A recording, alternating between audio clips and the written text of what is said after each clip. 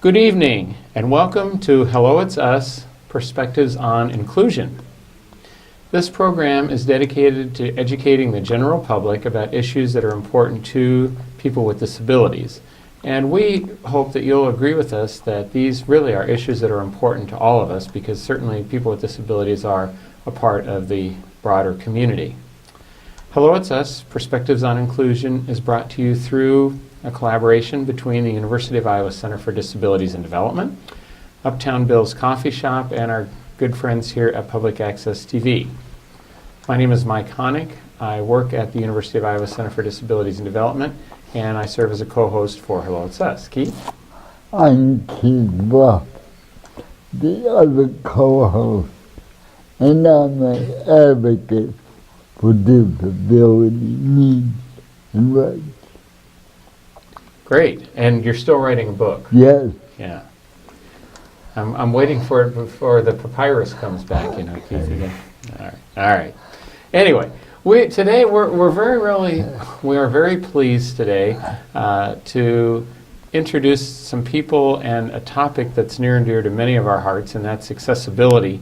We've got a really neat thing that's happening here on campus at the University of Iowa in terms of really a focus on accessibility from many different perspectives, and we've brought a number of people who are going to be able to share some of those perspectives with us, and we'll get into their stories and how they come to accessibility very shortly.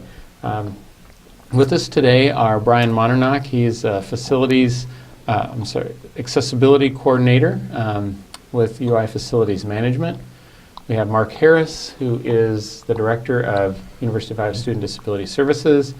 We have Kirk Corey, who is the director of University of Iowa Policy and User Services.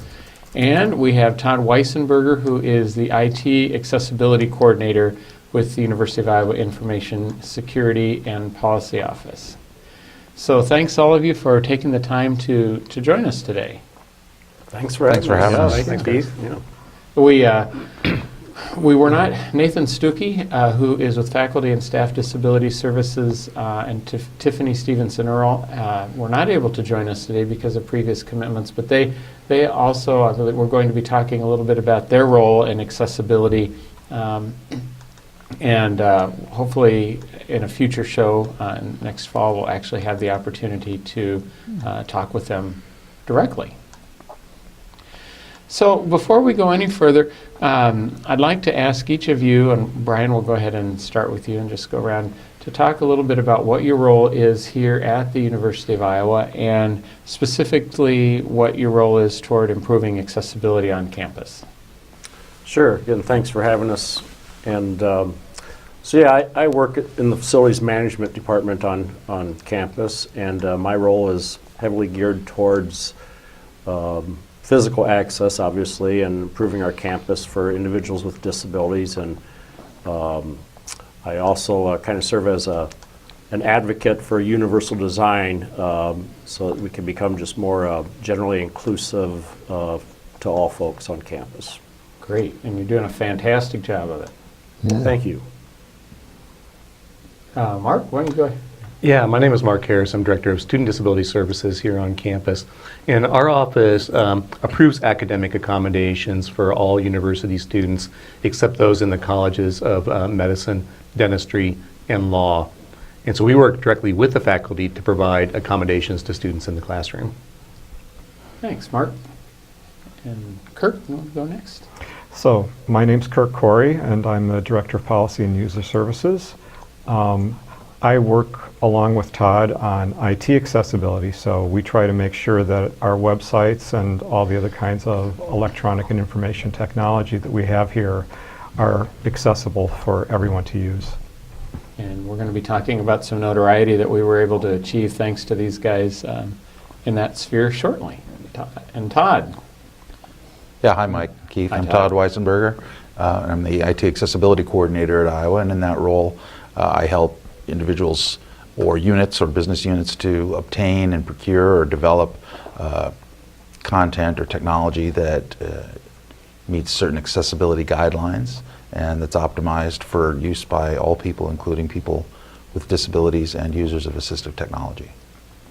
And together, you all, plus Tiffany and Nathan, make up what we like to call the accessibility team or the A team. And I know, Keith, you've got some questions about that, but we're pretty excited to have an A team here on campus.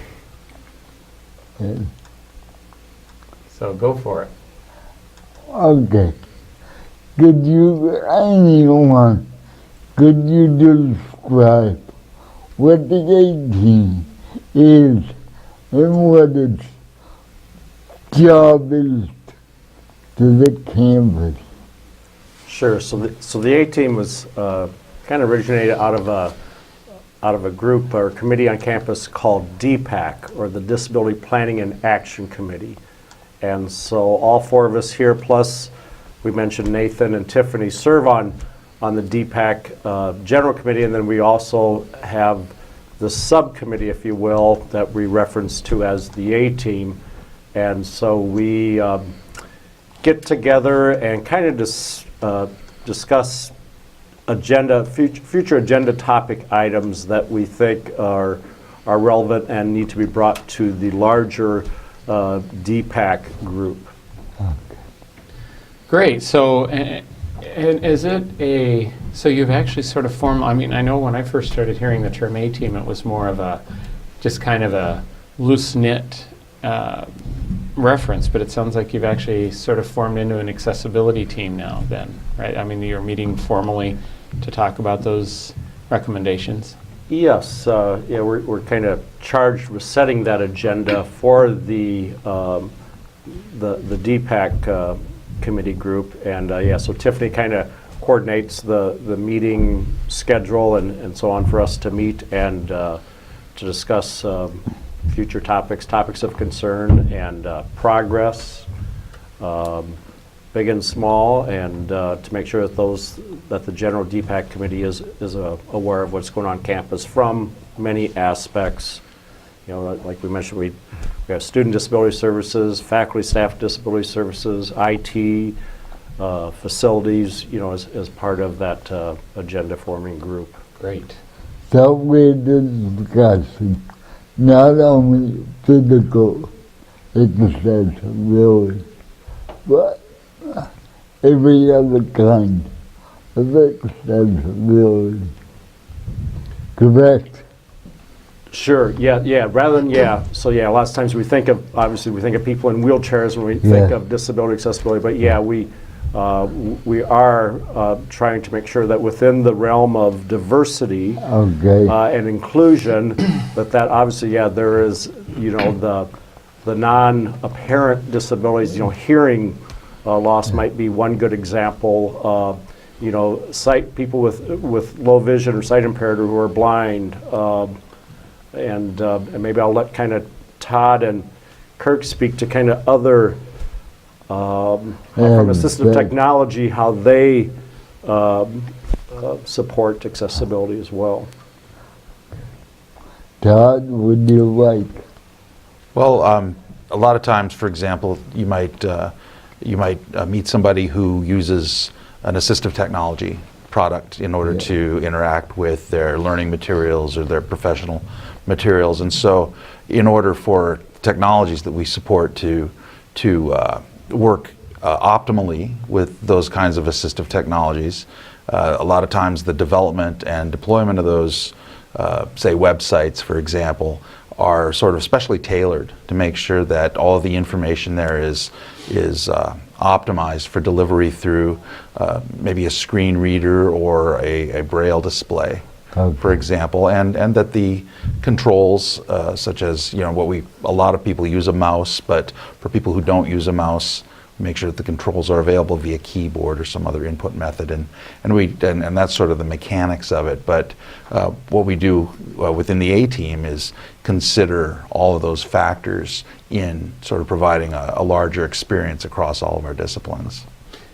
And I think it sounds like, Mark, I know that one of the things that you mentioned was the whole process of making sure that students have, you know, that you address their accommodation needs, and that certainly seems, you know, like an integral part of making things accessible and inclusive for students with disabilities on campus in order for them to be able to succeed. Yeah, I think what we try to focus on the most is to remove any barrier that might exist because of an individual student's disability, and essentially level the playing field so that they can compete with other students and not have their particular disability become a disadvantage for them. So for a number of our students, they might need additional time to take exams. They might need a reduced distraction testing environment. We do a lot in terms of putting media, their textbooks, into an audio format so they can be read to them. If a student needs a note taker in a class, we'll make sure that that's arranged. And also things like sign language interpreters or cart providers for our deaf students. And again, I think that's one of the things that I really get excited about, is that, Brian, I think you started it when you said that we're really trying to focus on a variety of disabilities, and Mark, that was it's great examples of from thinking about your students. And I know, Brian, I thought it was pretty interesting because, quite honestly, when I first started working with you, I've been fortunate to work with all these guys for quite a few years now. That I remember meeting Brian, thinking, okay, it's facilities management. It's going to be all about curb cuts and all that kind of thing, and entrances and heights and all that. And that obviously is a part of what you do. But you've really, and I think that's probably what's making the team so successful. But picking on you for just a second, I mean, you've really gone above and beyond, getting involved in things like hearing loops and apps for iPhone apps for folks that are blind. So you seem to really have bought into the idea that accessibility goes way beyond physical accessibility in your job as well. And I've been very fortunate too, Mike, just with my leadership, my supervisors too, that understand that it's not all about physical access. And so we've explored the hearing loop technology, which people may not really think of some of those items as really directly related to physical access, from a facilities perspective. But yet this technology is available, and I think some times we just need to kind of jump into some of these things and take advantage of it and figure out how we can incorporate technology like hearing loops and things into our facilities. And we did kind of a pilot project on a application that people with vision impairments or who are blind can that would assist them in discovering or exploring campus. We had a student who was actually using the application, and the student thought very highly of the application. The developers in Finland, and we got in touch with the app developer in Finland, and he allowed us to kind of supplement his material, and that we could inform through this application where our bus stops were, for instance, or maybe where the entrance door to a building was, and other things like that the students, people who could use this app, were very appreciative of us doing. So, Mark, when I was a student, there was a little friction between professors and your predecessor, because I had to take tests separately. How is that coming along? I think the faculty are really cooperative at this point and understand the need for the accommodations. And we are at all the new faculty orientation sessions. And I'm really heartened that when we meet with the new faculty coming on to campus, their question isn't, why do we need to do these things? Their question is, how does the system work here? Will it be an email? Will it be a form? Is there a letter? Is there something I need to do? And they're invested in making sure the accommodations happen. They just need to know the logistics of it. I think we've talked about this a little bit in past conversations, but I always think it's kind of a fun thing to revisit. Do you think that is somewhat of a generational thing? I mean, people that maybe have done things for many, many years a certain way aren't quite as receptive, or do you think we're kind of getting to a point now that we're really seeing that acceptance across the board? I think we're getting at the point where we have that acceptance across the board, and certainly younger faculty have grown up post-ADA, And there's been a lot greater, I think, emphasis on accessibility and public awareness of that. The other thing that can vary is the cultural background of an instructor, depending on if they're from an international perspective. They may be coming from a culture that doesn't have a positive construct for disability awareness. And we've had to do a little bit of education with that. But frankly, we do that less and less often each passing year. Wow. It could be because of more exposure Definitely more for exposure. this generation. Definitely, I think there is that element of exposure, and just awareness has been great. Putting yourselves out of business there. Better. We may do that. That would be great. I wanted to kind of refocus a little bit on some of the individual contributions. I guess we've talked about it in our own way, toward campus accessibility, and we've talked in general terms. I know that there's a very specific thing that happened that got me very excited and said, well, we've got to talk to these guys, because back in November of last year, the University of Iowa was recognized for achieving the #1 rating in site accessibility among all universities, and it was based on a number of websites.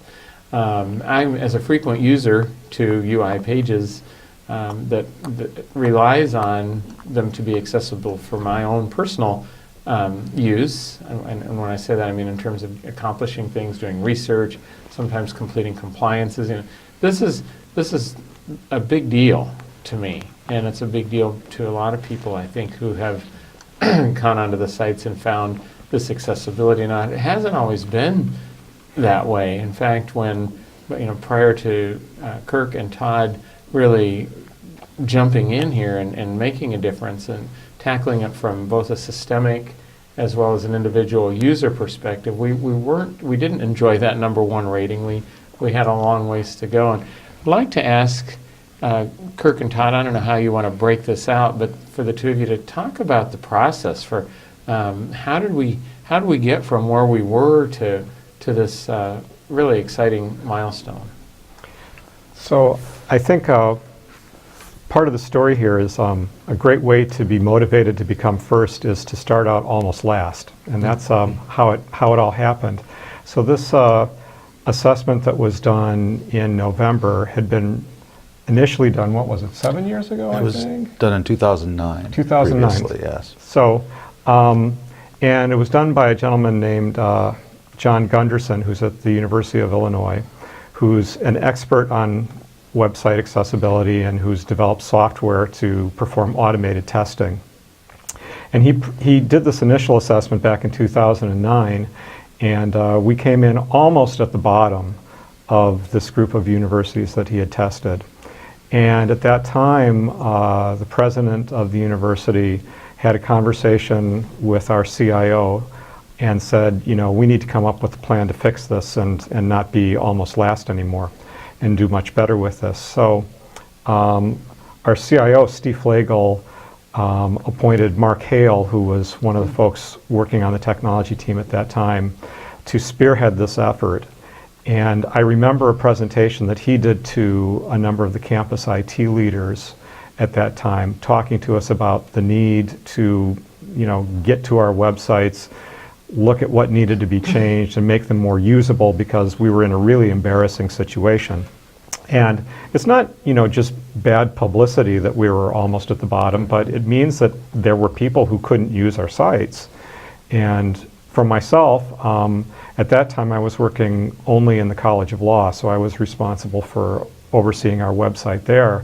And it's not just somebody can't use it, it's somebody who we want to communicate with can't use it. Mm-hmm. And somebody who we want to come and be a student here won't come and be a student here because they can't use our website and they can't get information from it. And so Mark was the one who led that effort initially. And there was a lot of work that was done. One of the first things that happened was that we hired Todd, because Todd had a lot of expertise and could get us moving even quicker. And then a number of things happened. We created our first policy. We got some software that we used to be able to automatically test all of our websites.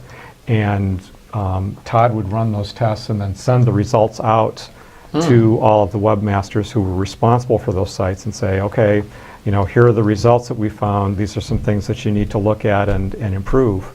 And so that's kind of how all of it got started. And I think I'm going to let Todd do some of the talking. All right, now. great. Yeah, well, and that's a good place to pick up, because what we found was that older web development practices, particularly along with other technology practices, were creating these sort of barriers to access, where information might not be exposed to a particular technology. So maybe an infographic or a graph, for example, might not be accessible to somebody who couldn't see it, or the audio track for an online video might not be accessible to somebody who couldn't hear it because there was no captioning.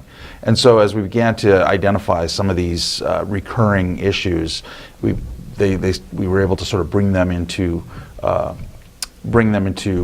more popular stance, if you will, and bring them to the forefront of development, and get people who are working with these technologies to sort of integrate these practices into their projects. And so little by little, we started building up a more accessible inventory of technology, and these kinds of efforts became more socialized at the university as well. People became aware, and they came to understand that their videos needed captioning, and their websites needed to be accessible to people who couldn't see, and that sort of thing.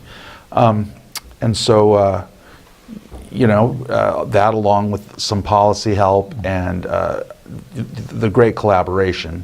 I mean, the A-team collaboration, the support of the DPAC, and the willingness of everybody to sort of roll up their sleeves and pitch in, culminated in Dr. Gunderson sort of performing his presentation again last year, sort of replicating the presentation from 2009, and this time we came out #1. So, now the challenge, of course, is to maintain that level of quality, because as you know, when you're #1, there's a target on your back. So That's right. Todd, when you first approached the department, was there any resistance to change? I wouldn't call it resistance necessarily, but I think there was some trepidation because people hadn't had experience with this kind of thing. It was all really new to them. And I wanted to mention that I came here from New Mexico, where I had worked at the CDD, the Center for, we called it the Center for Development and Disability there. But so we had been incorporating some of these accessibility practices for a few years prior to that.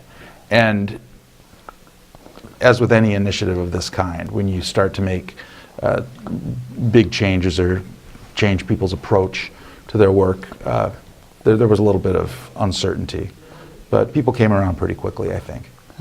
Well, we just, Kirk and Todd jointly received a, is it called Diversity Catalyst? Is that the right term?